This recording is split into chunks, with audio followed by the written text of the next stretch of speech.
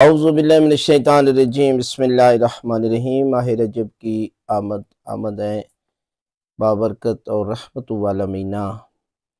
اللہ کے رسول فرماتے ہیں کہ ماہ رجب اللہ کا مہینہ ہے، ماہ شعبان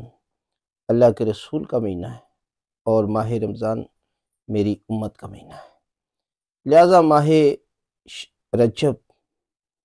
حضرت امام موسیٰ کاظم علیہ السلام فرماتے ہیں کہ جنت میں ایک نہر ہے جس کا نام رجب ہے،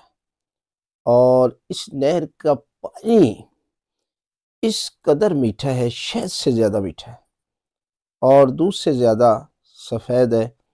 اور اس سے سیراب وہی لوگ ہوں گے کہ جو ماہ رمضان میں روزہ رکھتے ہیں، اور اس لیے کم از کم ایک روزے کی اپنی زندگی کو میں شامل کر لے، ایک روزہ ہی، زیادہ سے زیادہ 3، اور اگر ہو سکے تو پورا مہینہ بھی رکھے۔ لہذا اس سے پہلے ماہ رجب سے استغفار کا ذکر شروع کر دیں، اس لیے کہ استغفار وہ ذکر ہے کہ جس میں ہر مسئلے کا حل ہے۔ اولاد کا مسئلہ ہے، جس طرح خشک سالی ہے، بارش نہیں ہو رہی، اس کے علاوہ جو ہے وہ فصلوں کے بارے میں، کاروبار کے بارے میں، یعنی کسی بھی معاملے کے لیے اگر آپ اس ذکر کو جاری رکھتے ہیں تو پروردگار جو ہے وہ آپ کے تمام معاملات کو حل کر دے گا۔ اور روزانہ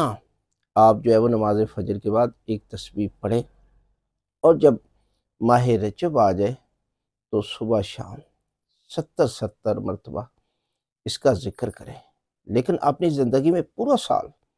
استغفار کو شامل رکھیں، اس لیے کہ استغفار سے بڑا کوئی ذکر نہیں ہے، اس سے بڑی کوئی طاقت نہیں ہے۔ لہذا اپنی زندگی میں استغفار کو ضرور شامل رکھیں۔